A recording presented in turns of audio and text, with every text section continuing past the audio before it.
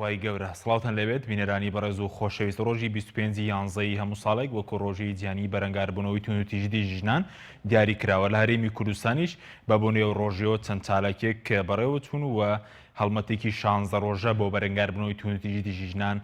ڕاگەندراوە. بە میواندارێک لە بەڕێزان لە ستودیۆی سەرەکی سەبریە غەفار ئەندامی پێشووی پەرلەمانی کوردستان و خولی دووەم هەروە لە هەولێرەوە بەدری ئیسماعیل ئەندامی پەرلەمانی کوردستان تاوتوێی تونتیژەکان بەرامبەر ژنان و هۆکار و چارەسەرەکانی دەکەین. سەرەتا راپۆرتێک دەبین دواتر لەگەڵ میوانەکانمان درێژە بەم پرسە دەدەین. حکوومەتی هەرێمی کوردستان لە ڕۆژی بەرەنگاربوونەوەی توند و تیژی دژ بە ژنان هەڵمەتی 16 ڕۆژەی بەرەنگاربوونەوەی توند و تیژی دژ بە ژنان لە سەرتاسەری کوردستان ڕاگەیاند. بەپێی ئامارەکان ڕێژەی توند و تیژی دژ بە ژنان لە هەرێمی کوردستان لە سەرەتای ئەم ساڵەوە تا ئێستا بەراورد بە ساڵی ڕابردوو لە سەدا کەمی کردووە و هۆکاری سەرەکیش بۆ ئەنجامدانی توند و تیژی دژ بە ژنان تۆڕە کۆمەڵایەتیەکان و بەشێک لە دەستگاکانی ڕاگەیاندن بووە. تادە لە سەرجەم توند و تیژەکان کەمی کردووە تەنها لە 20 بەسەرەوە ڕێژەی سکاڵا کار زیادی کردیە. دیارە ئەویش زیاتر هۆکارەکە دەگەڕێتەوە بۆ ئەوەی کە تۆ لە ماوەی ئەم ساڵەدا ئەم دەمانگە هێڵی گەرمی بەڕێوەبەرهاتی بەرەنگاربوونەوەی تند و تیژی کارا بووە. ئەم هێڵە سەرجەم تاکانی خێزان سوودی لێبینیوە. دیارە 8334 کەس سوودی لەم هێڵانە بینیوە کە تۆ چەکت دانە ماڵی لەم کۆمەڵگایە لە هەموو ماڵی سەچی لێبوو زۆر ئاسان خۆی پێدەکوژی و پێشی دەکوژرێ و خاڵێکی تر نهاتووینە یاسای خراپبەکارهێنانی ئامریکانی تەکنۆلۆجی هەیە بەڵام خەڵک ئەو وشیارەی نییە لەسەر بۆیە تۆڕە کۆمەڵایەتیەکان سۆشیال میدیا تەکنۆلۆجیای تازە یەکێکە لە زۆربوونی تند و تیژی. پەرلەمانی کوردستان لە ساڵی 2011 یاسای بەرەنگاربوونەوەی تند و تیژی خێزانی پەسەند کردووە. بەڵام ئەو یاسایە نەبووتە هۆی کەمکردنەوەی حاڵەتەکانی تند و تیژی. سەرۆکی پەرلەمانیش دەڵێت یاساکە کەمکوڕی تێدایە بۆیە پێویستە هەموار بکرێتەوە. یاسای بەرەنگاربوونەوەی تند و تیژی خێزانی ژمارە 8 ساڵی 2011 بە جۆرێک هەموار بکرێ کە لە ئاستی پێویستی ئەو دامەزراوە فەرمیانە بێ کە ئەرکی جێبەجێکردنی یاساکەیان لە ئەستۆیە و بە ئاشکرا باس لە کەم و کوڕیەکانی دەکەن و هاوکات دەبێ لە ئاستی خواستی ژنان و ئازادی خوازانی هەرێمەکەشمانە بێ. ساڵانە بە بۆنەی ڕۆژی جیهانی بەرەنگاربوونەوەی تند و تیژی دژ بە ژنان لە هەرێمی کوردستان هەڵمەتی بەرەنگاربوونەوە دژ بەو حاڵەتە ڕادەگەیەندرێت. بەڵام ئەو هەڵمەت و چالاکیانە نەبووەتە هۆی کەمکردنەوەی ڕێژەی تند و تیژیەکان دژ بە ژنان. تەنها 16 ڕۆژەکەی بەرەنگاربوونەوەکە من بەڕاستی بە هۆکاری نبینم کە مە ببێتە هۆکارێک بۆ بەرەنگاربوونەوەی تند و تیژی دژ بە ژنان. 16 ڕۆژەکە طبعاً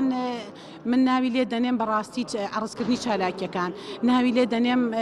زەقکردنەوەی بابەتەکە، ناوی لێ دەنێم ئاسیکردنی ڕەگەزی بەرامبەر لە هەندێک حاڵەتدا. بەڵام مەفروزە لە 16 ڕۆژدا بۆ نمونە پلانی ساڵانە هەبێ، بەرنامەی تۆکمەت هەبێ لەسەر دۆزی ژن و ڕۆڵی ژن و وشیارکردنەوەی کۆمەڵگا و بەڕاستی گرنگە تۆ یاسای تۆکمەت هەبێ و هەموارکردنەوەی ئەو یاسانە ئەنجام بدرێ و حکوومەتیش مکەلەف بکرێ بۆ جێبەجێکردنی یاساکە. لە ساڵی 2007ەوە ساڵانە هەرێمی کوردستان لە 25 نۆڤەمبەر بە بۆنەی ڕۆژی جیهانی بەرەنگاربوونەوەی تند و تیژی دژ بە ژنان کەمپینی 16 ڕۆژە ڕادەگەێنێت بۆ چڕکردنەوەی کار و چالاکیەکان بە ئامانجی کەمکردنەوەی تند و تیژی جێندەری. بەڵام داتا و زانیاریەکان ئەوە دەردەخەن کە ئەو هەڵمەت و چالاکیانە ئامانجەکەیان نەپێکاوە. ساڵ لە دوای ساڵ ڕێژەی تند و تیژی دژ بە ژنان لە زیادبووندایە بە جۆرێک لە ماوەی ساڵانی 2010 تاوەکو ساڵی 2019 لە هەرێمی کوردستان نزیکەی 1000 ژن و کچ کوژراون یان خۆیان کوشتووە. ساڵی 2016 زۆرترین ژنی تێدا کوژراوە. وەلی سەلیم کەناڵی ئاسمانی پێم هەولێر.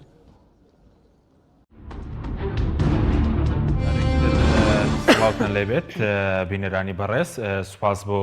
میوانەکانمان سەبری خان بەخێر بێن کە سەرتا لە بەڕێستانەوە دەست پێ بکەین. 25 یانزەی هەموو ساڵێک وەکو ڕۆژی جیهانی بەرەنگاربوونەوەی تند و تیژی ژنان دیاری کراوە. ئەم ڕۆژە بە دیاریکراوی هیچ لە دۆخی ژنان دەگۆڕێت؟ بەنای خۆی بەخشندەی میهرەبان دەستخۆشی بە جەنابتان لە ڕاستیدا وەکو چۆن زۆربەی مەسئلەکانی تر هەریەکە ڕۆژێکی بۆ ڕێکخراوە 25 نۆڤەمبەریش وەکو بەرەنگاربوونەوەی یا هەڵوێستێک لەسەر ئەو حاڵەتی توندوتیژەی کە بەرامبەر بۆ سێژنە چالاکە سیاسیە کرا لە ساڵی 1960 لە کۆماری بەڵێ ئەم هینە ڕێکخرا و دوجار ئەمەمی متحیدە وەکو ڕۆژێکی جیهانی بۆ دیاریکرد لە ساڵی 1970 ئێمە هەریەکە لەم مەسئلانە لە دیاریکردن بە گرنگگرتنە کە جێگەی یعنی هینکردنیەتی بە گرنگ سەیری ئەو مەسئلەیە ئەکرێ. دوجار ئەگەر سەیری ئەم هەموو ساڵە تێپەڕاندنی ئەم هەموو ساڵە بکەی سەبارەت بە مەسلەی توندوتیژی کە وەکو دیاردەیەکی کۆمەڵایەتی جیهانی کە ئێستا ینی وابەستە نییە بە یەک شوێنی دیاری کراوەوە ئەشێ لە شوێنێکەوە بۆ شوێنێکی تر ڕێژەکەی بەرزوو نزمی بکە و شێوازی هۆکارەکان سیاسیە کۆمەڵایەتی ئابوووریە کاریگەریەکانی لەسەر بگۆڕێت بەڵام دوجار دیاردەیەکی کۆمەڵایەتی جیهانیە ئەم دیاردە کۆمەڵایەتی جیهانیە هۆکاری سەرهەڵدانی چییە؟ بۆچی ئەبوای ئێستا لەگەڵ پێشکەوتنی دنیای یعنی زانست و کرانەوە و ڕۆشنگەریەکی زۆر ئەم ڕێژەیە بەرەو خواردتر بەهاتایە هێندەی دیدگای مرۆڤسازی مرۆڤ دۆستی ژیانسازیەکی دروست ڕۆڵی کاریگەری ببینایە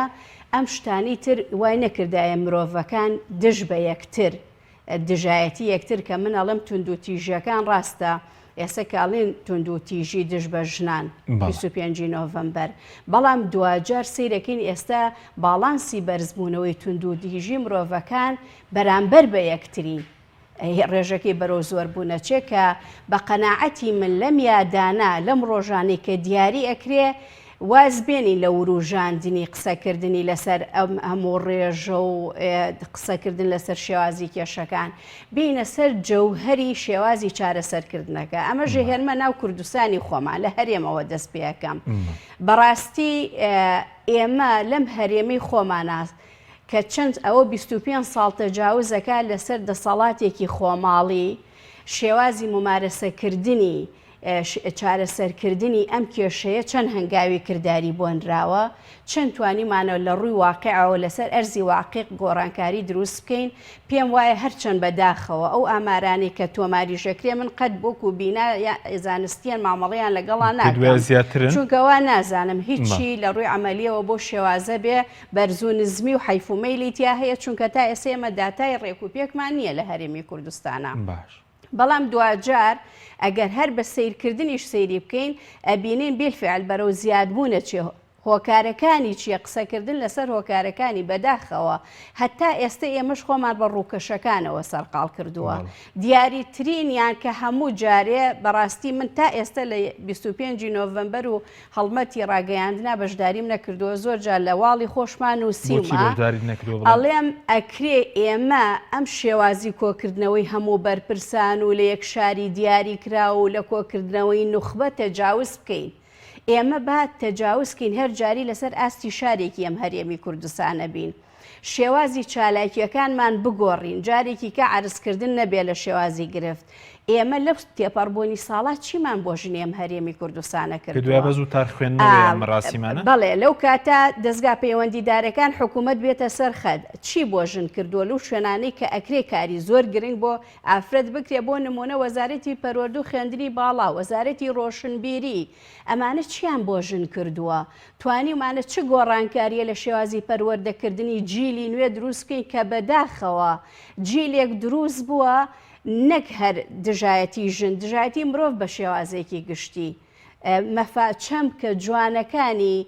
لە یەکگەیشتن و یعنی ئەو قیەم و بەها باڵایانی کە تاکی لەسەر پەروەردە ئەکرێ بە شێوازێکی تەندروستیەتە ناو کۆمەڵگە ئەمڕۆ زۆربەی بەرەو کاڵبوونەوەیکی تەواو ئەچێ کە ناوەندی فێرکردنەکەی بە پلەیەکەم ناو خێزانە چ گرنگیەک بە خێزانی کوردی ئەدرێ ئەمڕۆ کان زمینەیە باش بۆی فەراهەم هێنراوە کە ئەم ژن و مێردە دژایەتی یەکتر و توندوتیژی بەکار نەهێنن کە بنەمای دروستبوونی تونند و تیژێگەر ئێمە بەشێکی سەرەکی بگەڕێنەوە بۆ ڕەهەندی ڕۆشنبیری و پەروەردەی و ئەمانە دوجار هۆکارە دەرێکیەکان ڕۆڵی کاریگەریان لەسەری هەیە فشارە ئابوووریەکان فشارە سیاسیەکان کە ڕۆژانە ڕوو ئەکاتەم خێزانە چۆن باری خێزان ناشێوێنێکە دژاتی یەکتر نەکەن تونند و تیژی بەکار نەهێنن باوکێ بەدەستی خاڵیە گەڕێتەوە بۆ ماڵەوەی هیچی پێ نییە چۆن ناکەوتە ژێر بەردەم فشارێکی دەرونی گەورەوە چی بۆ خێزانی کوردی کراوە لەلایەکی کترەوە سوپاس دەکەم دواتر دێنێ سەر خاڵەکانی تر سوپاس دەکەم ئەگەر بچین لای میوانەکەمان لە هەولێر بەدرێخان سوپاس بۆ بەڕێزیشتان دەمەوێت سەرەتا سەبارەت بە ڕۆژی 25 نۆڤەمبەر پێدوای ئەمە هیچ لە دۆخێژنان لەگۆڕێەوە سەبارەت بە ئامارەکانیش پێدوای ئاماری ڕاستەقینە هەیە و ئامارەکان ئاماری مەترسیدارن لە کوردستان سەبارەت بە پێشێلکاری بەرامبەر بەژنان بەنای خۆی بەخشندەی میهرەبان سڵاو ڕێز و حرمەت و خۆشەویستیم هەیە بۆ بینەرانی کەناڵی ئاسمانی پەیام دەستخۆشی بۆ جەنابتان بۆ تەوەرەکاوە بە خێراتنی خات و سەبریاکەم ئەوە پێشم خۆشە لێرە تیشکێ بخەمە سەر ئازادی ئافرەت لە چوارچێوەی ئاینی پیرۆزی ئیسلامدا من لێرەوە پیرۆزبایەکی گەرم لە هەموو ئافرەتانی ئیسلام دۆست دەکەم کە سپاس بۆ خوای پەروەردگار نەک لە ساڵی 1990ەوە ئەم ئازادیە بۆ ئافرەتان دەستەبەرکرا بگرێمە 1441 ساڵە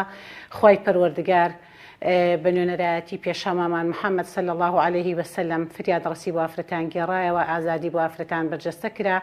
ئافرەتان شکۆمەندی و شکۆ گەورەیان بۆ گێڕدرایەوە لە زیندە بەچاڵکردن و ژێردەستەی و ئازاردان ڕزگاریان بوو ئەمە بەڕاستی دەزمایەکی گەورەیە بۆ هەموو مرۆڤێکی ئیماندار و مسلمان تایبەت بۆ ئافرەتانی شوێنکەوتیانی پیرۆزی ئیسلام شانازیە بۆ ئێمە کە خاوەنی پێغەمبەرێکی ئاوای صلی الله عليه وسلم کە بەڕاستی ئازادی ڕەهای بۆ ئافرەتان دەستەبەر کرد و گێڕایەوە سەبارەت بە ڕۆژی بەرەنگاربوونەوەی تونند و تیژی دژ بە ژنان لە 25 یانزە کە هەموو ساڵێک ئەنجام دەدرێ طبعاً ئێمە وەکو خات و سەبری ئیشاری پێدا تەنها بە ڕۆژێک کۆکردنەوەی ڕۆژێک کەسانی نخبوو دەسەڵاتدار و بەڕاستی لە شارێکا لە کۆبوونەوەیکی قەتیسکراوە ئەمە چارەسەر نییە و بنەبڕ ناکرێت و بگرەکەم ناکرێتەوە ئەمە هۆکار نییە بۆ ئەوەی کە بەڕاستی بتوانین دەستخینە سەر خودی بریلەکانی کۆمەلگا کە ئافرەتان پێوەی دەناڵێنێک کە ئافرەتان پێوەی ئازاد دەدرێت کە کۆمەلگامان بەرەودا ڕوخان و بەڕاستی کرمۆڵبوون دەڕوات طبعاً ئامارەکان بەڕاستی پێدەچێ ڕاستە هەندێک ئامار هەیە و ئێمە دیراسەمان کردە بە پێ و ئامارانی کە لە 2010دا لەبەردەستمانە ئەوانەی 2009 لە سەدادا ڕێژەی تونند و تیژی کەمی کردووە بەڵام ئایا ئەو تونند و تیژەی لە هەرێمی کوردستانە ئەنجامەدرێ هەموو خانەوادەیەک هەموو تاکێک هەموو فەردێک چێ سکاڵا تۆمار بکە ئایا ئەو زوڵم و ستەمانەی کە ئەنجام دەدرێن لە هەرێمی کوردستانە ئیعلان دەکرێن ئایا ئاگاداری هەموو ئەو دۆسیە و ئەو زوڵم و ستەمانێک کە لە هەرێمی کوردستان ئەنجام دەدرێت بێگومان نەخێر داتاکان بەڕاستی بە شێوەیەکی وانی کە خەڵکی بگەێنێتە لوتکەی قەناعەت بۆیە من بەڕاستی داتاکان ڕاستە لە ڕوویەکەوە جێگەی دڵخۆشیە بەڵام لە ڕووەکەی ترەوە من هێشتا گومانم هەیە پێدەچێ بەڕاستی ئەو داتایە وانە بێت کە لە چۆنەڵە ئاستمۆحی کۆمەڵی کوردی دابێت کە بەڕاستی ڕێکخراوە ژنانەکان ڕێکخراوە ئەنجیۆ مەدەنیەکان و ڕێکخراوی باڵای خانمان بە هەمان شێوە کە باز لە ڕۆژی بەرەنگاربوونەوە دەکەنەوە لە باز لە ڕۆڵ و چارەکیەکانیان دەکەن لە چوارچەوەی کەمکردنەوەی تونند و تیژی لە زۆر باش ئەوەی کە ینی زۆر جار باز لەکەوەکاری مەسەلەن زیاتر باز لە تونند و تیژی باز لە تونند و تیژی مەسەلەن ناو خێزان دەکرێت کە پیا و ئەنجامیدا بەرامبەر بە ئافرەت لەلایەن دەسەڵاتەوە بۆنم لە کوردستان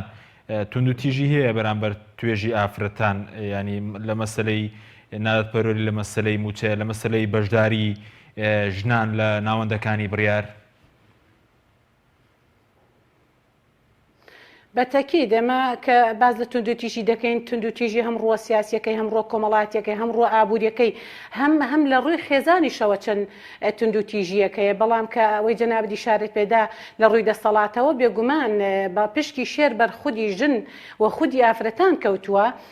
کە بێگومانەوە لە کابینی هەشتا لە 2014ەوە تقریبن قوتی ئافرەتان بەڕاستی خوراوە دەستخراوەتە بینەقاقی قوت و مافی ئەو ئەو ئافرەتانی کە مەفروزە مافیان پێشێل نەکرێ مەفروزە توندی تیژیان بەرامبەر نەکەمی جۆرێکە لە تونند و تیژی بەڵام بە دیوێکی تر بۆ نمونە ئافرەتانی بێهاوسەر قوتەکانیان بڕێندراوە ئافرەتانی تەمەندار کچانی گەورەکەس موچەکانیان بڕاوە مناڵانی بێسەرپەرش موچەیان بڕاوە لەم حاڵەتانە ئەمە هەر هەمووی تونند و تیژیە ڕوبەڕووی خودی ئافرەت دەکرێتەوە ئافرەتانی کەمەدام هەر ئافرەتێک لەو چوارچێوەدا کە بەڕاستی بۆ نمونە موچەیەکی ڕەمزی هەبووە ئەوە چەند ساڵێکە دەسەڵات وە حکومە دەستی بەسەر بە ناوی چاکسازیەوە دەستی کردووە بەسەر قوتی ئەو هاوڵاتیانەدا کە نەدەبوو لە چینی هەژار و لە چینی ئافرەتانەوە دەست پێ بکە بڵێ دەسەڵات بەڕاستی ئەو زوڵمەی بە عەلەنی کردووە بەداخەوە تەمەنا دەکەین لە کابینەینەوەدا ئەو مافا بۆ هاوڵاتیان و بۆ خودی ژن و بۆ ئافرەتانی بێوە ژن و بۆ ئافرەتانی تەمەندار و بێ هاوسەر بگەڕنەوە. بەڵێ سپاس دەکەم دۆتەگرێن بۆ لای بەڕێز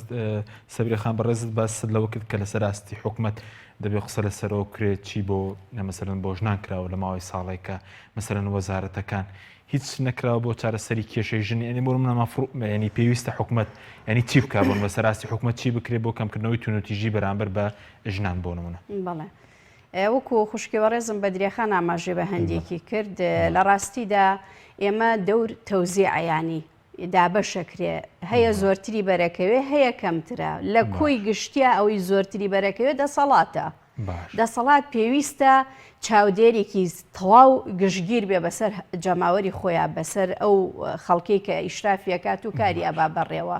ئەم حکوومەت و دەسەڵاتە کە ئەم هەموو پێکهاتانەی هەیە وەکو ئاماژەم پێکرد وەزارەتی پەروەردەی هەیە ڕۆشنبیری هەیە کار و کاروباری کۆمەڵایەتی هەیە پلانی هەیە ئەمە هەر یەکیان بەشێکی بەرەکەوێ ئەمەی کە ئاماژە ئەدرێ بەشێکی زۆری نەهامەتیەکان ڕوئەکاتە ژن لەناو کۆمەڵگەی کوردیا ئێستا حاڵەتێکی تونند و تیژە ڕەهەندی ئابوووریەتی یعنی لەوە ئەچێ من بە تەخمین پێت بڵێم لە سەدا هەفتای ژن فەقیرە داهاتێکی ئابووری نییە لەناو ئەم کۆمەڵگایە دوجار هەست بە کەسایەتی خۆی ناکە هەست بە کیانی خۆی ناکە ڕۆڵێکی فەرامۆشکراوی هەیە لەناو کۆمەڵگایە چۆن بە حاڵەتێکی تونند و تیژە لێرا وەکو ئابووری لەگەڵ یەکرێ بەشێکی کە ئەوەی کە ئاماژەم پێکرد ڕۆشنبیری دەستگاکانی بەداخەواڵێ ئێمە ئەویشی هەیە لە ڕاگەیاندن و ڕۆشنبیری بەعکسەوە نەک خزمەتی نەکردووە زەرێکی گەورە لە ناو کۆمەڵگەی ئەماگە ئەگەر وەکو لێکۆڵەرێک توێژەرێ دانیشی لەبەردەم کەناڵە کوردیەکانە سریان کە ئەوانەی هی دەسەڵاتیشن بە تایبەتی بزانە لە سەدا هەشتا بۆ نەوەدی هەمووی دۆبلاژە و هەمووی نەریت و کللتورێکی ناباوی نەشیاوە بە کۆمەڵگەی کوردی خۆمانە هێنێ ئەی بۆ ناتوانانی بەرهەم بێنی لە شتانێکی باش بە کولتوری کۆمەڵگەی خۆمان بخوا ئەی ئەم هەموو داهاتە بۆ کوێ ئەچێ دوجار عادی بابین لەسەر ئاستی شارەکان کە بەشێکی کار و کاروباری کۆمەڵاتی و ئەمانە ئێمە چەند سنتەرمان هەیە بۆ پێگەیاندنی کچان و کوڕانمان پێش دروستکردنی ژیانی هاوسەرەتی آخر بەڕاستی وەکو ئاماژە بە کۆمەڵی ینی مەقۆلەی جوانەڵێ بەش ئاساناترین کار کە تۆ دەستی پێکێ بێ دەوری باشی لەسەر ببینی ئەبێ مۆڵەتی بۆ وەربگری ئەی باشە ژیانی هاوسەرەتی بینای نەوەیەکی داهات و ئەەکەی کچێکی فەقیر چوار جملە نازانێ لەسەری کوڕێک بە هەمان شێواز خێزانیش نەیتوانیوە ڕۆڵی باشی هەبێ کە بەشێکی سەرەکی لە خێزانەکانە ئەکرێ دوجار ئەم ڕێژەی بەرزبوونەوەی تەلاقە کە مەترسیدارترین کارەسا دێسە ڕووی لە کۆمەڵگەی دادوەری باسی لەوە کردو حاڵەتی جیابوون لە کوردستان ڕێژەی بەرەو لە سا 23 تەجاوزەکە ئەمە کارەسات نیە ڕووی کردوتە میلەتە ئەیکێ قسەی لەسەرەکە ئەی نابێت دیراسات بکرێ ئەبوو ئەمڕۆ لە 25 نۆڤەمبەرە دەیان توێژینەوە لەسەر ئەو مەسئلانە ببوونایە ڕێگە چارەکانی چییە هۆکاری دروستبوونی چییە ئێمە ئەگەر لەسەر ئاستی شارەکان سنتەری بەقۆد هەبێ و خەڵکانێکی پسپۆر لەو مەجالانە هەبن هیچ کوڕ و کچێک نەهێڵڕێ هینی عەقدی هاوسەرگیریان بۆ بکرێ هەتاوەکو خولی باشیان بۆ کرابێتەوە دوای ئەوە ساڵێ لە ژیانی هاوسەرەتیانە یەک ساڵ لە ژێر چاودێریا بن چۆن ژیانی هاوسەرەتی و کێشانیەنە بەردەمیان بەرەو چارەسەرکردنیان بەرن بزانە و ڕێژەیە چەندە ئەبەزێ ئەیکێ بەرپرسە لەمە ڕاستە ئەشێ لە ناو کۆمەڵگا ڕێکخراوی کۆمەڵگەی مەدەنی هەیە و مامۆسایانی ئاینی هەیە مانش بە هەریەکە ئەرکێگەکەوێتە ئەستۆیان بەڵام ئەرکە سەرەکیەکە ئەبێت دەسەڵات بێت هاوکاری ئەوانیش کابیان خاتە سەرخەت ئێوەش چۆن ئەتوانن هاوبەشمان بن بێنە سەرخەتەوە ئەم گرفتە گەوری کە ئەمڕۆ ڕووی کردوتە کۆمەڵگا گەورەترین کێشە ئینسانەکان هەموو لە بەردەم مەترسیان قیمەت و بەها بۆ ئینسانیەت بەرەو لاوازبوونی تەواو چووە بەها اینجا بەها جوانەکانی لێبردن و یەکتر قوبوڵکردن و هەر چۆن کێشە سیاسیەکان مەهما دژە بە یەکتر قسە ئەکە ناگەنە چارە ئیلا دوجارە بێ لەسەر مێسی گفتوگۆ دانیشن و بگەنە چارەسەر ژیانی مرۆڤەکانیش ئاوایە ئەم دوو ڕەگەزە ئەگەر پێکەوە دانیشتن گفتوگویان کرد زۆرێک لە کێشەکانیان کەناڵەکان کرد کەناڵەکان مەسەرەن ڕۆڵیان هەبێ لە بەرهەمێنانی تونوتیژی دژی ئافرانان تونتیژەی خێزانی پەیوەندێکی مەسەرەن بە حکومەت و ینی وەزارەتی ڕۆشنبیریشەوە هەیە ینی دەکرێت سنوورێک دابدرێت ینی بۆی کە لەم ڕێەوەدا ئەنێ مراقبەی وردی هەیە لەسەری ڕێگە بە هەندێک هین نایاد لەو شتانە بڵاو بکرێتەوە هەمویانە بێ بە مۆڵەت دەبێ ئەی چۆن هەمووی ڕۆڵی کاریگەینجا وەبەرهێنانی شتی خۆماڵی خۆمان ئەی ساڵانە ئێمە توانیمانە چەند فلیم لەو مەجاالانە بێنین چەند درامای بە قۆتمان هەبێ ئەی بۆ نەمان بووە هیچ کەزەونەی کورد ئێستا خەڵکانی کەرەسەی جوانی لەبەردەسانیە بەڵام خزمەتیان بکەیت و هاوکاریکی باشیان پێی باشتی خۆماڵی وەبەربێنن بۆ ئەبێ بە کللتوری دەیان وڵات بەداخەوە مناڵێکی بچووکەی دوێنی سەقافەی تورکیا و وڵاتانی تری هەمووی لەبەردەسایە بەڵام ئاشنا نییە بە ڕۆشنبیری کۆمەڵگاکەی خۆی هۆکارەکەی چییە چونکە ئەویت لە ڕاگەاندنەوە سیرەکات ڕاگەیاندنیش ڕنگدانەوەی کللتوری کۆمەڵگاکەی خۆی تیا بەدی ناکە بەڕاستی باشە بەس وەکو وەزارەتی پەروەردە ینی ئەوش ڕۆڵی نەبووە لە کەمکردنەوەی تون و تیژی مەسەرەن لە پرۆسی خوێندنە ینی بابەتێکی تایبەت هەبێ سەبارەت بە کەمکردنەوەی تون و تیژی خوێندنیش ئێستا ئەوەندەی بەشی خوێندنەکە پێشخراوە پەروەردەکە تایە ڕنگدانەوەی کەمترە چونکە یعنی ئەو قەدر و ڕێز و سیرکردانەی بینی قوتابی و مامۆستا پێبوونی ئەو هەموو چەمکە جوانانەی کە بەهای پەروەردەی پێش بەهای فێربوون ئەکات بەڕاستیوانە هەمووی خۆمان ڕۆژانە لە مناڵ لە دەور و پشت لە کۆمەڵگاکەی خۆمانە ئەیبینین بە هەند نەگیراوە خۆی گەورەترین گرفتی ئێمە چی ئەم شتانە نەکراونەتە ئەولەوێتی دەسەڵات کە بوو بە ئەولەویەتی ساڵانە خۆی ئەو مەترسیانە ئەهێنێ ئێستا و ئاماژەم پێکرد تەلاق بۆتە خەریکە بەرەو دیاردێچێت لە ناو کۆمەڵگەڵاتەوەی بۆ نمونە زۆر ئێستا بڕۆ زۆربەی کێشەکانی لە مەحاکیما سێری کە بزانە هۆکارەکانی چییە هۆکاری ئابووریە پەروەردەییە اینجا کۆمەڵایەتیە بێسانسۆری تەکنۆلۆژیا و ئازادیکی ڕاهای کرانەوەی ئەو هەموو شتە ناباشە نائەخلاقیانەیە هەمووی کاریگەری خۆی دروست کردووە دوجار دەسەڵات بەرپرسێکی سەرەکی ئەبێت لە شێوازی چارەسەرکردن ئەگەر وەکو ئاماژەم پێکرد توانی خێزانەکان بەم شێوازەیە لە ڕووی ئابووری و پەروەردەیی و کۆمەڵایەتی و چاودێرێکی باش بێ و هاوکارێکی باشیان بێ و زەمینەیەکی باش لە بەردەمیانە فەراهەم بێنێ دڵنیا بە و کێشانش زۆربەی بەرەو چارەسەرەکەین سپاس دەکەین بەدری خان بگەڕین و لای بەڕێزت سەبارەت بەوەی کە ئێوە لە لیژنەکەی خۆتان بەدواتچوون تاکردوە جگە لەو پێشێلکارانەی کە ڕوبەڕووی مەسەرەن ئافرەتانی هەرێمی کوردستان دەبێتەوە ئەو ئافرەتانەی کە پەنابەرن یاخود ئەو ئافرەتانەی کە بیانین و لێرە وەکو کارگوزار کار دەکەن تا چەندێک ئەوانیش مەسەرەن پێشێلکاری زۆریان بەرامبەر کراوە لە هەرێمی کوردستان بەڵێ بەداخەوە تا ڕادەیەکی زۆر تەوان هەم پەنابەرەکان هەم ئافرەتانی کە خزمەتی ماڵان دەکەن تون و تیژیان بەرامبەر کراوە ئێمە پێشەوەی باز لە خودی ئافرەتان بکەین بەڕاستی مرۆڤبوون لا ئێمە مەبدا تون و تیژی بەرامبەر بە هەر تاکێکی کۆمەلگا بکرێ مرۆڤ لای پەروەردگار قورسێت و مەکانەتێکی خۆی هەیە ئازاردان بە مرۆڤ گەیاندن ئیتر ڕەگەزی نێر بە یاخودمێ هەر ئازاردانە و بەڕاستی پێدەوترێت تون و تیژی بەداخەوە ئێمە لە لیژنەی مافی مرۆڤ و داکۆکیکردن لە مافی ئافرەتیش تەبان کەیسی کۆمەڵێک کۆمپانیامان بۆ دێوە یاخۆت کۆمەڵێک هاوڵاتی کە بەڕاستی ڕوبەڕووی دەستدرێژی سێکسی دەبنەوە و ئازاردانی جەستەیی و ئیشکردنی قرس لە ڕادەی خۆی کە لە خودی ناوڕۆکی گرێبەستەکە دانیە کاتێک کە هەلیکاری پێدراوە و ئەوەلیاتی زەوت دەکرێەوە زیندانی دەکرێەوە موچەی کەمی پێئەدرێ ئەمانە هەمووی جۆرێکن لە ئازار و ئەشکەنجەدان بەرامبەر بە ئەو ئافرەتانی هەم کە خزمەتی ماڵان دەکەن و ئەوانەی کە پەنابەر بەرامبەریشن زۆربەیان دەستدرێژی سێکسیان کراوەتە سەر جاری لە پێناوی بەدەستهێنانی قوت بۆ مناڵەکانی یا بە جۆرێک لە جۆرەکان بۆ بەدەستهێنانی حاجەیەکی خۆی لە بەرامبەریدا داوای دەستدرێژی سێکسی لێکراوە یاخود بۆ نمونە هەندێک لە جەستەی خۆیە ئەو ئاوارەنەوە بەڕاستی داتا لامانە کە بەدەر لە ئافرەت بەدەر لە ژن کە توندژی بەرامبەر کراوە تقریبا 111 مناڵ لە یەکێک لە کەمپەکانە گورچیلیان دەرهێنراوە و بازرگانیان پێوە کراوە کەواتە ئافرەتان ئەوانەی کە تەمەن هەم خزمەتی ماڵان دەکەن و هەمیش لە پەنابەر و کەمپەکان ئەوان دەستدرێژی هەم سێکسیان دەکرێتە سەر هەم لە ڕووی دەرونیەوە ئازار دەدرێن لە هەموو ڕێکەوت و دوتیژیان بەرامبەر دەکرێت بەداخەوە کە ئێمە وەک کلیژنە ئێوە چتان کردو بۆ کەمکردنەوەی ئەو توندوتیژیان بەڵاتتان کردووە ئیجراعاتی خۆم بەدوادا چونمان کردووە ئیجراعاتی خۆمانەوەی پێویست بێ کردومانە و ئەگەر بۆ نمونە خاوەنکار ئایا کۆمپانیاکە بوو بێ یا خاوەن ماڵێکێک لەوانە ئازاری پێگاند بێ خاوەن تقریبا کۆمەڵک لە کۆمپانیەکان سزادراون و ناویان خراوەتە لیستی ڕەشەوە و ئەگەر خاوەنکار یاخود خاوەن ماڵ ئازاری خودی ژنەکەی دابێ لە ماڵدا کە خزمەتی ماڵانی پێدەکرێ پێدەچێت گۆڕانکاریمان بەسەر جۆری ئیشەکەی داهێنا بێ بەسەر جۆری موچەکەی داهێنا بێ و مافمان بۆ سندۆتەوە بەڵام بەداخەوە کاتێک بۆ مافی مادی بۆ ئەستنی ئەچی لە مافی دەرونی دەکەی کاتێک ئافرەتێک دەستدرێژی سێکسی کراوە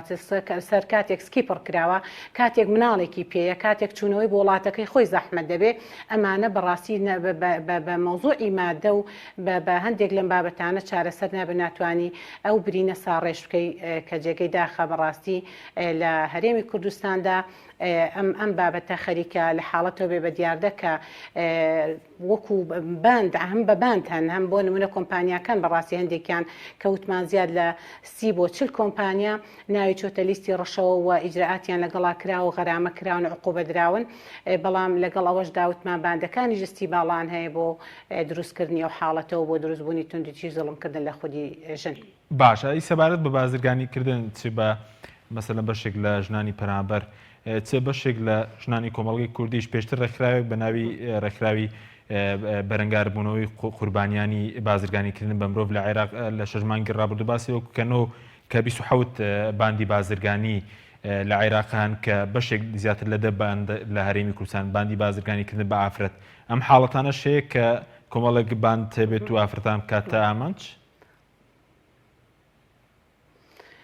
ئەم باندانە نەکرد لە عێراق تەبەن هەموو لە شار و لە شارچکەکانی هەرێمی کوردستانە باڵیان کێشاوە بەسەر شارەکانی هەرێمی کوردستانە بەڵێ ئەو باندانە بوونیان هەیە بازر بە ئەگانی بە جەستەی مرۆڤەوە دەکەن بەداخەوە کە بەڕاستی ڕاستە بۆ نمونە یاسایەک هەیە بۆ گواستنەوەی جەستەی مرۆڤەکان بۆ مرۆڤێکی تر بە پێی یاساڕێک خراوە بەڵام ئەمە تەبەن بەو شێوەیە نییە کە بە ئیجباری بێ بە دەستدرێژیکردنە سەر بێ یا بە توجارەت و بازرگانیکردن بێ ئاینی پیرۆزی ئیسلامیش لەم حاڵەتەیە ڕێگەی پێداوە کە زانایانیش یەکدەنگن لەسەرەوەی کاتێک بۆ نمونە من بەرامبەرەکەم بەشێک لە جەستەی منی پێویست بێ بە خۆبەخشانە ئەتوانم پێ ببەخشم یا بۆ نمونە لە بەرامبەری ئەو ئەندامی من کە بەخشیم بە بەرامبەرەکەم ئەو مکافەیەک یا جائیزەیەک بە ڕەغبەتی خۆی نەک بە مەبلەغێک پارەیەکی زۆری دیاری کراو بەداخەوە بەڵێ ئەو باندانە بەڕاستی شار و شارچکەکانی هەرێمی کوردستانیان گرتوتەوە و خەوفێکیان لە هەرێمی کوردستاندا دروست و ئارامی هەرێمی کوردستانیان تێک داوە وان لە خێزانەکانی کۆمەڵگەی کوردی کردووە کە بەردەوام بە خەوف و بەرامبەر بە ڕۆڵەکانیان و بنەوەکانیان بژین تاوەکو دەستی ئەم باندانە نەگاتبەوە بە مناڵەکانیان بە ڕۆڵە جگەرگۆشەکانیان تاوەکو بازرگانی بە جەستەیانەوە نەکرێت. باش ئەوەی کە بەرز باز دەکەی مەسەلەی بازرگانیکردن بە گورچیلەی بۆ نمونە لە ئافرەتان و مناڵان بەڵام وەکو بازرگانیکردن بە جەستەی ئافرەتانەوە ئەم حاڵەتە شەیە باندی ئاوا لە شارەکانی هەرێم وەکو بازرگانیەک سەیری ئافرەت بکەن و بەشێک لە ئافرەتان بکەنە ئامانج بەتەکیدەوە ئەوە شتێکی شاراوە نییە لە هەموو شار و شارچکەکان بە تایبەتی و ئامارێک لە بەردەستی ئێمەدایە زیاتر بۆن منە لە شاری سلێمانی وەزایدەن لە دهۆک و لە هەولێر ئەو ئامارە بەردەوام لە پەرسەندندایە خەریکە حاڵەتەکە زۆر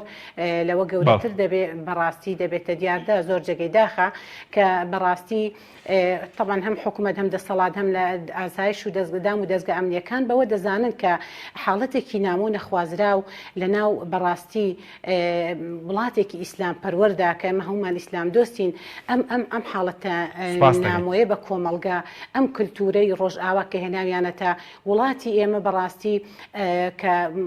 گەنجەکانی ئێمە و پیاوەکانی ئێمە پێوە مبتەلا بووە حکوومەت و دەسەڵات ئاگاداری هەموو ئەو ڕوودا و حەدەسانن لە هەر شوێنێکی هەرێمی کوردستاندا طبعا بوونیان هەبێ دام و دەستگاکانی حکوومەتیان لێ ئاگادار کراوەتەوە بەداخەوە بۆ نمونە بە پێی یاسا ئەوانەی کە بۆ نمونە بازرگانی دەکەن چەند مانگێک بۆ 6 مانگێک زیندانی دەکرێن و پاشان ئازاد دەکرێنێمە کە سەردانی زیندانیانی چاکسازیمان کردووە بەداخەوە تایەتی 3 جار بۆ 4 جار دووبارە گیراوەتەوە 6 مانگە بەکەم دەزانێت لەگەڵ کاری خۆی بەردەوامە وەرئافرەتمان جواندووە بۆ کاری بازرگانی کە برای خۆی و باوکی خۆی بۆ نمونە ئیجباری کردووە کە بازرگانی بە جەستەیەوە بکات ئەڵێ من ئەگەر نەیکەم لە ماڵ دەرەکرێم چەند جارە لە زیندانی کراوم 6 مانگەکە لە زیندان تەواوەکەم و دەچمەوە هەمان ئیش ئەنجامە دەمەوەکەواتە دەبێ حکوومەت سنوورێک بۆ ئەم حاڵەتە دابنێ کە ئەم بابەتە بەڕاستی نامۆیە بە کۆمەڵگای کولتوری کوردی و کۆمەڵگای ئیسلام پەروەرد کە نابێ بەڕاستی بەری پێبگیرێ هیچنا ئەگەر کۆتاییشی پێناکەم بکرێتەوە کە لە فولکەکان لە ترافیک لایتەکان لە دام و دەستگاکان لە زۆربەی شوێنەکانی شارەکان ئەم دیاردە نەشیا و نەخوازرا و ناشیرنیان بەڕاستی نیشانی خەڵکە دەن و بەدی دەکرێت بە تایبەت لە ترافیک لایتەکانە کەوە لە ناو گەڕک و کۆڵانەکانیشدا بیناو شوێن و مەسکەنی نیشتەجێبوونیان هەیە و ئاگاداریشن و گەڕەکەکانیش بە ئیمزا تەوقیعیان بۆ ئێمە هێناوە کە ئیمزان لەسەر بەڕاستی ئارامی و گەڕک و کۆڵان و محلانە کۆ کردوتەوە هێنایان. بەڵێ سپاس دەکەین بەڵێ بینەرانی بەڕێز ناوبڕێکی کورت و دەگەڕێینە وڵات.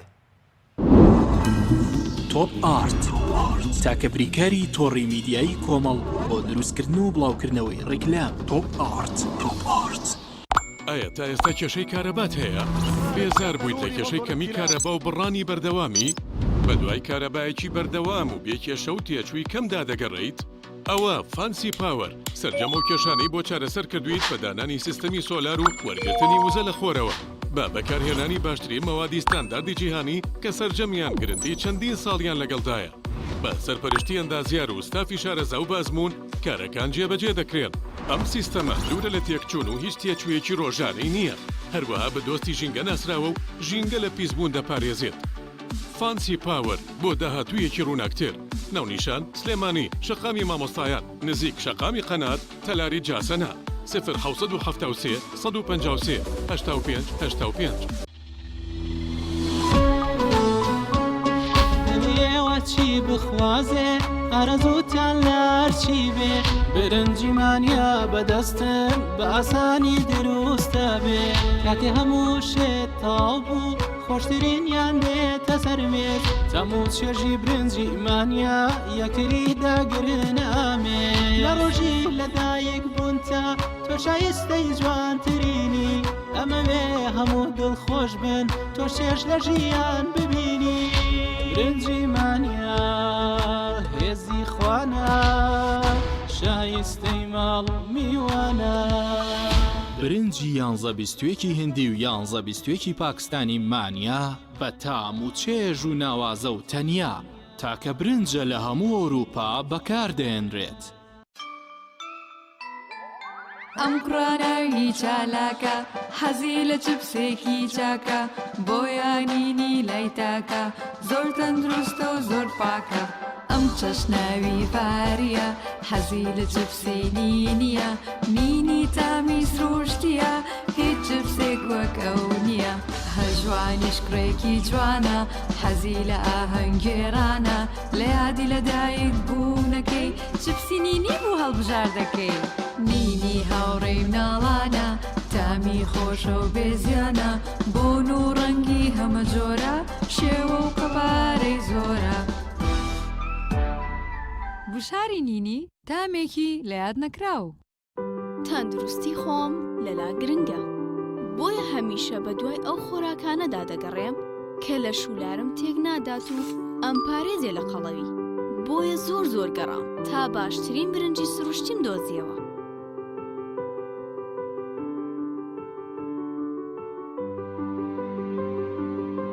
برنجی هەومەلی پریمۆم بۆنداری تایلەندی.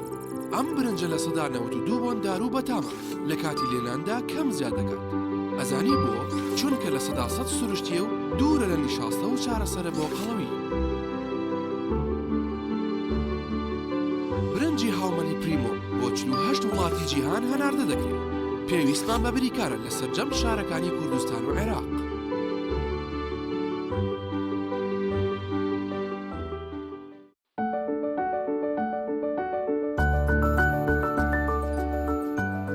ڕاستە هەستی دایک بوون زۆر جیاواز و چێژبەخشە. بەڵام بەرپرسیارەتێکی قورسیشە. ئەرچی دایک پاراستنی تەندروستی و گەشەکردنی منداڵەکەیەتی. باشترین خۆراک بۆ منداڵەکەی شیری دایکە. بەڵام لەبەر هەر هۆکارێک دایک نەتوانێت لە شیری خۆی بە منداڵەکەی بدات، باشترین جێگرەوە کۆنفیلاکە.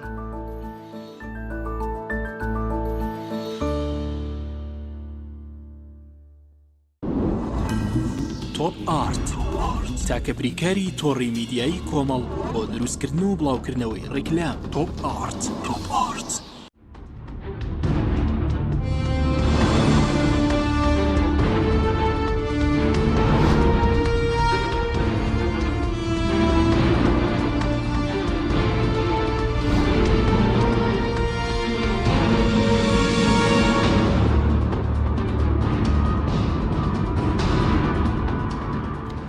جارێکتر سڵاتان لەوێت بینەرانی بەڕێز سەبری خامگرم بۆ لای بەڕێزت باست لەوە کرد کە بەشێکی کەم نەبوونەوەی تونوتیژەکانی بڵێن دژنان و خێزانیش بە شێوەیەکی گشتی پەیوەندی بە پەروەردەی خێزانیەوەیە لە کۆمەڵگەی ئێمە تووشی شکستی پەروەردەی خێزانی بووین. ئەگەر لە کۆیە باسی لە شکستی تەواو نەکەی لە بەردەم شکستین ئێمە چونکە هۆکارەکانی یعنی دیارن وازەحن. ئێمە وەکو ئاماژەم پێکرد خێزانی ئێستا ناو کۆمەڵگەی کوردستانی ئەو شتانی کە پێویستێتی بۆی دابین ناکرێت بۆی فراهەم نەکراوە کە نەکرا دوجار ئەم خێزانە بەرەو شکست و هەڵدێرەچێ. هەرەوەی کە ئیشارەمان پێکرد ئەو ئامارانی جیابوونەوە لە ساڵانە بەم ڕێژەیە بەرز ئەبێتەوە جێی مەترسیەوە بەرەو دیاردا ئەچێ. ئەمە هۆکارێکە بۆ شکستی خێزانی. باشە بەس پەروەردە خێزانی کە تەنها پەیوەندی بە ناو خێزانەوە یاخود پەیوەندی بە دەرەوەی خێزانی شەوەیە بۆ نمونە بە هەردوو یعنی جەمەکەی کە بەشێکی ئەڵەی پەیوەندی بە خێزانەوەی هەیە ئەم دوو تاکە کاتێککە خێزان دروزەکەن خۆیان لە چه خێزانێکەوە هاتوون شێوازی پەروەردەکردیان لە ناو خێزانەکانە چۆن بووە دایک و باوکی ئەمانە چۆن تێگەیشتووە لە خێزان کاتێککە کچێک پەروەردەکە پێگەیەنە بۆ ژیانی هاوسەرێتی چۆنی فێر کردووە ئەم کوڕەکە پەروەردەکراوە چۆن فێرکراوە دوجار ئەوانی کێکەوە بەستن بە دەرەوە چۆن هاوکاریانەکە لە پاڵ ئەم پەروەردەی خێزانیا زەمینەی بۆ بڕەخسێنێ ئەم گەنجە ماڵێکی پێویستە سەرچاوەیەکی ئابووری پێویستە هۆشیاری و دەستگرتنێکی پێویستە لە هەموو لایەنەکانەوە ئەمەی لەکوێ بۆ فەراهەم هاتووە ئێستا و خێزانانە پرسیاریان لێ بکە بزانە چەندیان هۆکاری نەبوونی ماڵێکی سەربەخۆی خۆیانە نەبوونی گیرفانێکی سەربەخۆی خۆیانە بەشێکی تری نەزانینی شێوازی مامەڵەکردنیانە پێکەوە کە ئەوەی پێکەوە دانیشتن و حیوارکردن و کە ژیان هەمووی جوانکاری نییە بەڕاستی زۆرجار کچوو ڕێوازانێ دنیایکی خەیاڵی بۆ خۆی دروستەکە ئەی چۆن هەنگاوە نێ بۆ چارەسەری گرفتەکان بەشێکی سەرکەوتنی ئینسانەوەی چۆن بەسەر لەمپەرەکانی ژیانیان سەر بکەوێ ئەگەر ئەم دایک و باوکە تێبگەن لەم چەمکە جوانی لێبردن و یەکتر قوبوڵکردن و تەنەزولات و سازش بۆ یەکترکردن ئەو کاتە ناتوانن لانەیەکی بەختەوەری خۆش دروست بکەن پێکەوە تەواوکاری بکەن و ئەو ڕۆڵانەی لە بەردەستیانە هەیە بە هودوئی و ئارامی پەروەردەیان بکەن کە سبێنەوانی شتاکێکی سەرکەوتوو بن. دوجار کێش هاوکارە بێ لەسەر ئەمە کە ئەمە بە خۆی تەواو نابێ، بە خێزانەکەش تەواو نابێ، دەستگاکانی دەرەوە چەند هاوکارن. باش بەس وەکو دەستگا پەروەردەیەکانی هیچ هاوکاریەک نیە بۆ پەروەردەی خێزانی یاخود بۆن لە کۆمەلگایەکی زۆرینی مسلمانی وەکو ئێمە دەبین پەروەردەی ئیسلامی یعنی لە ناوەندەکانی خوێندنە بە تەواوی فەرامۆشکەوە لە کاتێکە پێغەمبەر دووری خوا لەبێ سەرمەشقی هەموو مرۆڤایەتی لە باشبوون لەگەڵ ئافرەت و مەسەلەن لە باشبوون لەگەڵ خێزانەکانیە. ئێمە بەداخەوە زۆر جار کۆمەڵگەی کوردستانی خەریکە ناسنامەی خۆی هەر بە تەواوەتی وونەکە، یعنی کە هەر زۆر جار بیری ئەچێتەوە هەڵگری چی ئاینێکە کە من لام مشکلە نییە، هەر ئاینێکی هەڵگرتووە ئەم ئاینانە هەمویان بۆ خزمەتی مرۆڤایەتی هاتوون، هەمویان بەهاکانی پێکەوە ژیان و لێبوردن و یەکتر قوبوڵکردن و ئەخلاقیاتی جوان جەوهەریان بۆ هۆکاری سەریکی ناردنیان بووە. ئێمە ئەگەر بێت و بە تایبەتی کە کۆمەڵگەی کوردستانی کاڵین لە سەدانەوە دو پێنجی بەرەو ژووری کۆمەڵگەیەکی موسڵمان و ئاین پەروەرە لە ڕووی واقعەوە ئەمە کێ بەرجەستەی کردووە چەند بە کۆمەلگاکەوە دیارە. ئێمە ئەوەی کردداری ڕاستەقینەی پێغەمبەرمان بۆ سەلی الله عليه وسلم سەیری هەموو ژیانی بکە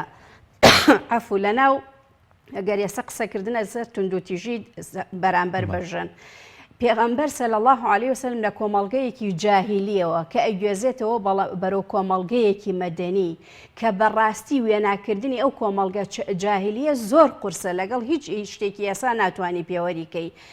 زیندە بە چاڵکردنە بێ بەهاکردنی قیمەتی ژنە ئەسڵەن وەکو ئینسان سیر ناکرێ وەکو کۆیلە و بێدەسەڵاتێ دوجار ئەم بەها جوانەی پێ ئەبەخشێتەوە ئەیباتە هەموو جومگە هەرە هەستیارەکانی ژیان بەشداری پێەکە بەرجەستەکردنی ئەو پەیامە جوانە ئاسمانیە لە ڕووی واقعیەوە لە کێشەوە دەستپێکا لە کردداری خۆیەوە دەستپێکا کە ئەمە یەکێکە لە ئەزمەکانی ئەمڕۆی کۆمەڵگەی کوردستانی پێویست بە پێشڕەنگەیە. ئەوانەی کە قسە بۆ خەڵکەکەن دروشمیان پێەیە لە ڕووی کردارەوە توانیویانە ئەم شتە بکەن بەرامبەر بە ژنان کە بەڕاستی ئەو سا لە ئەعدادیە بووین مامۆسایەکمان بوو زۆر باسی مافی ژنی کرد. دوایی دراوسەیەکیان وتی وەڵڵاهی بە ئەو سا تەنەکەی دەکیلۆیی ڕۆن هەبوو بە تەنەکەکە لە ژنی ئەیە لە ماڵەوە. ئەمانە چۆن ئەتوانن کۆمەڵگا بگۆڕن؟ ئێمە پێویستمان بە کردارکردنی ئەو گفتارە جوانانەی پێغەمبەر سەلی الله عليه وسلم و ئەگەر ئەم شێوازی توندوتیژیە زۆر جار کاڵایەکی هین دینداریشی بە باڵایە ئەکرێ دەی پێغەمبەرمان تا ئەو ڕۆژەی دنیای بەجێ هێشتووە بۆ ساتێکیش نەتووڕەبوون نە لێدانی بەکار نەهێناوە بەرامبەر بە ژنێک بگرە ئەو شتانی کە بەسەر ئەو هاتووە بەو شێوازی هێمنانە مامەڵی لەگەڵا کردووە کام پیا و ئەمڕۆ بانگەشەی دینداری خۆیەکە بە هەرگیز قوبوڵی ناکە کە خێزانێکی غیرە لە خێزانێکی تریەکە قاپە چێشتەکە ئەشکێنێ لە بەردەمیا بە نەرمی لە بەردەم خادیمێکە خزمەتکارێکە ئەگەر پیاوێکی تر بێ ئەڵێت چۆن شخصیەتی من ئەشکێنی لە بەردەم خزمەتکارێکە بە حەزی خۆی توندوتیژیەکە قاپەکە هەڵەگرێتەوە و شکاوە و چێشت و شتەکە کۆکاتەوە و بە زەردەخەنەیەکەوە بە خزمەتکارەکە ئەڵێ دایکتان غیری کرد غارت ئومکم دایکتان غیرەی کرا هات چەند بە هێمنی و بە زەردەخەنە نا لە کەسایەتی منیدا شخصیەتی منشکان چۆن شتێکی ئاواکەی ئەچێ قاپێکی باش ساغە نێرێتەوە بۆ خێزانەکەی تری دەی ئەم کردارە جوانانەگە لە ناو کۆمەڵگا بەرجەستە بکرێ نەتوندوتیژی ئەمێنێ سوک سیرکردنی ئینسانەکان ئەکرێ هەموو بە دیدگایەکی مرۆڤ دۆستی سەیری یەکتری. سپاس دەکەم بەدری خام کردم بۆ لای بەڕێز سەبار گەر باس لە ڕۆڵی ڕێکخراوەکانی ژنان یاخود ئەنجومەنی باڵای کاروبانی خانمان بکەین هێز ڕۆڵێکیان نەبووە لە کەمکردنەوەی توندوتیژی چووکە دوو پەرلەمانتاریش لەسەر ئەنجومەنی باڵای خانمان راپۆرتێکیان بڵاو کردەوە باس لە 700 میلیۆن دینار کە بۆیان خەرج کراوە 90,000 دراوە بە سێتێک کۆلا مەسەن 3 میلیۆن دراوە بە کەمالیات و سوورا و 3 میلیۆن دراوە بە وەرگێڕانی راپۆرتێک ئەوە ئەنجومەنە ڕۆڵی بۆ لە کەمکردنەوەی توندوتیژی دیژینە؟ طبعا بۆ کەمکردنەوەی توندوتیژی دیژینە تەنها بە ڕاستی ئەنجومەنی خانمان و بە ڕێکخراوە مەدەنیەکان ناکرێت و خات و سەبری شارەی پێدا ئەنجومەنی خانمان ئەگەر بڵێن هیچیان نەکردووە پێچێ بەڕاستیەوە جۆرێک لە بێئینسافی بێ ئەو راپۆرتێک کە جەنابەتی شارەی پێدەوا من خەریکی ئیشکردنی وردم لەسەری بابزانم تا چەندێک ئەو ئامارانە و ئەو داتانە ئەو مەصاریف و بەڕاستی و بە هەدەردانە تا چەندێک بۆ نمونە یا زیاتریا جۆرە لە بپێچی هەندێک لە ئەنجومەنی خانمانیا لە دامانی ئەنجومەنی خانمان ئاگاداری ئەو بەهەدەردانە نەبن. طبعاً پێدەچێ بەشێک لە بەڕاستی و شێرکردنەوەی کۆمەلگاوە تاگۆنە ڕۆڵ و کاریگەریان هەبوو بێک هەندێک حاڵەتی ناو کۆمەلگا هەیە بۆ نمونە ئەوان کپیان کردوتەوە ڕێکخراوە ژنانەکانی ڕۆڵ و کاریگەریان هەبووە بۆ نمونە لە پێش بەڕاستی وشیاربوونەوەی کۆمەلگا لە حاڵەتێکدا دەژیان ئافرەتان بە زۆر بەشوو دەدران کە ئەمە گەربی گەڕینەوە بۆ ئاینی پیرۆزی ئیسلام پێغەمبەر ئەکرەم عەلەیهی سەڵات وسەلام چۆن حقوقی بۆ ئافرەتێک گەڕا فەرمووی پێغەمبەری خوا باوکمێ بمدا بە ئامۆزایەکم بەڵام من نامێ شکوای هێنا فەرمووی پێی مەکە ئەمێ من پێی بکەم پێی یەکەم بەڵام نامێ بێ بە عادات و بستە پێ بەسەر ئافرەتانی دوای مندا ئەمە ئەوە سەلمێنێک کە ئیسلام پێش ئەوەی کەوانی ئەلانی ئەم ئازادیە بکەن هاتووە دیفاعی کردو و ماف و ئیمتیازی بۆ ئافرەت و ئازادی بۆ ئافرەت و خاوە ڕئیبوونی بۆ ئافرەت گێڕاوەتەوە ئەمە گرنگترینە ئەمە یەکێک لەو حاڵەتانە کە ئەوان بۆ نمونە بە زۆر بەشودان گەورە بە بچووک بۆ نمونە بەڕاستی لە بری خوێندان یا هەندێک حاڵەتی تری جزئینا و کۆمەلگا ڕئیسیەکانی کە بەڕاستی جمگەی گرنگی کۆمەلگا نەتواندراوە بنەبڕ بکرێ یاخود بەری پێ بگیرێ یاخود کەم بکرێتەوە ئەنجومەنی خانمان وەزایدەن ڕێکخراوەکان بەڕاستی من دەڵێم کۆدەنگ نین ئیشێکی دەستە جەمعی ناکەن بەڕاستی پێدەچێ هەر یەکە و لە مەسلحەتی خۆی لە بەرژەوەندی خۆی لە بکار و چالاکی خۆیان بۆ جۆرێک لە بەرژەوەندی خۆیدا کار بکە ئەگەر بێت و هەموو ئافرەتە ڕێکخراوە ژنانیەکان و ڕێکخراوە مەدەنیەکان و ئەنجومەنی خانمان و وەزائیدەن بۆ نمونە پەرلەمان و حکوومەت و کەرتی تایبەت و وشیارکردنەوەی کۆمەلگا وەکو وشیارکردنەوەی تاگ و وشیارکردنەوەی خێزانە و خات و سەبری ئیشارەی پێدا ئەمانە هەموو هۆکارن بۆ ئەوەی کە بەڕاستی بەر بە ئەم حاڵەتە بگیرێ یا تونند و تیژی کەم بکرێتەوە تونند و تیژی بە هیچ شێوەیەک بەڕاستی بنەبڕ ناکرێ چونکم لە هەموو وڵاتانی دنیادا هەر هەیە و نەک بڵێ ئێستا بۆ نەما لە شەرقی ئەوسەتا پێدەچێت ئەو باڵەکەی زۆر جار بەداخەوە ناحەڵیانی ئەوانەی کە لە ئاینی پیرۆزی ئیسلام حاڵینین ئەوەی جێگەی فەخر و شانازی و دڵخۆشیە گرفتەکانی ناو خێزان تونند و تیژی بەرامبەر بە خێزان کەمترینە لە ناو تاکی مسلمانە کە الحەمدولله پەروەردە بۆ پەروەردەیەکی دروست بە پەروەردەیەکی ڕەسەن ئیسلام پەروەرە و ئیسلام دۆستە زۆر بەکەمی هەم ڕێژەی تەلاق هەم تونند و تیژی هەم بەڕاستی کێشەی خێزانی زۆر کەمە لە ناو خێزان بەڕاستی خێزانەکانی کە الحەمدولله لە چوارچێوەی ئاینی پیرۆزی ئیسلامدا پەروەردە بوون بەڵام من دەڵێم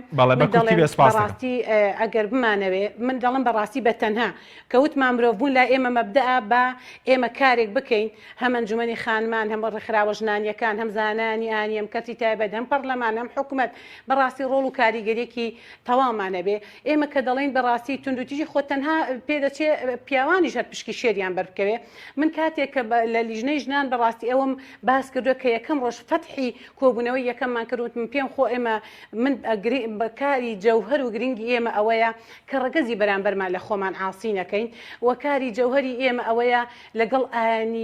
زانانی ئاینی ناکۆک نەبین کۆک بین و ڕاوێژیان پێ بکەین بیانێنە سەر خەت دەست بارمان بن هاو کارمان بن بەڵام بەداخەوە ئەوە ڕێکخراوە ژنانیەکان بە چاوێکی نامۆ سەیری ئاینی پیرۆزی ئیسلام و شەنکەوتوانی ئیسلام وەزانانی ئاینی دەکەن حتا بۆنم نەگەر ئیشارەیەک بە نەسێکی خوای بە فەرمودەیەک بدەیت ئەوان بەڕاستی بە جۆرێک لە جۆرەکە ئیفعالە بن دژی ئەو بابەتە وەسن کە ئەوان هەتا ئەو فکر و بیر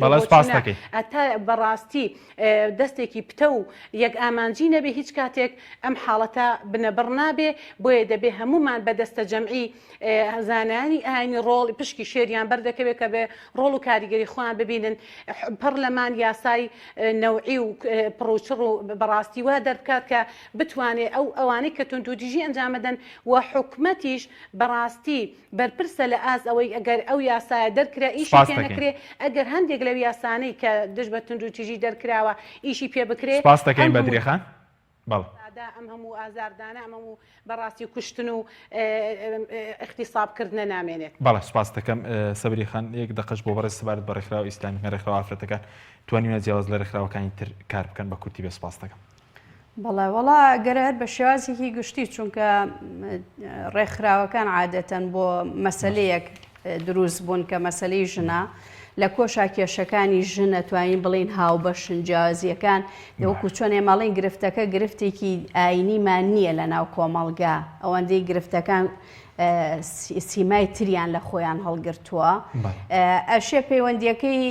ڕێکخراوێکی ئیسلامی ئیمانی بە کۆمەڵێ بنەمای پەروەردەیی توانیانە باشتر کار بکەن تا ڕادەیەکی باش ئیشیان کردووە بەڵام هەجمە و شەپۆلێکی هێندە فراوانە ئەوانیش پانتاییان تەسکە ینی بواری جوڵە کەمترە خزمەتیان کەمە بێنازن لەپاڵ ڕێکخراوێکی ئیسلامیە دەیان ڕێکخراوی تر دەسەڵات دامیە کات ئەنواع هاوکاری لە بەردەمایە ڕێگەی بۆ خۆشەکرێ ئەم هەرەوەیە لەسەر توانە بەشەری و تاکیەکانی خۆی ئیشی کردووە بەڵکو لەو مەجالانە هیچ زمینەیەکی بۆ نەڕەخسێنراوە دوجاری ژنان دەتوانن لە کۆی ئەو کێشانی کە یانیانە بە هەموو ئایدیا جیاوازەکان خزمەتێکی گەورە بە مرۆڤایەتی بکەن. سپاس بۆ بەڕێزان سەبرێ غەفار ئەندامی خولیدۆمی پەرلەمانی کوردستان لە ئەستۆدی سەرکی هەروە لە هەولێرەوە بەدرێ ئیسماعیل ئەندامی پەرلەمانی کوردستان. سپاس بۆ بینەرانی بەڕێز، سپاس بۆ هاوکارانم تا بەرنامەیەکی دیکە خواتان لەگەڵ.